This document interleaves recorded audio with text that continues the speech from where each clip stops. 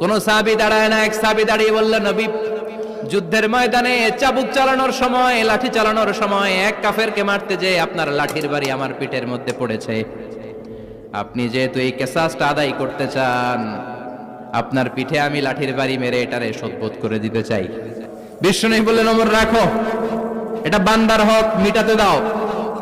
বিশ্বনবী বললেন, আসো, তুমি এসে আমার পিঠে লাঠি দিয়ে চাবুক দিয়ে বাড়ি মারো।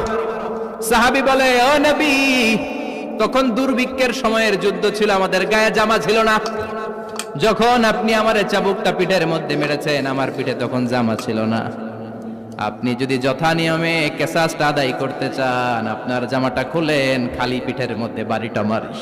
বিশ্বনবী উনার জুব্বাটা উপরের দিকে উঠালেন, পিঠের মধ্যে বাড়ি দেওয়ার জন্য ওই সাহাবীকে ডাকলেন। ওই সাহাবী বিশ্বনবীকে পিছন দিক থেকে জড়িয়ে ধরে ওই মোহরে নবুয়তের মধ্যে চুমু দিয়ে ফেলেছে।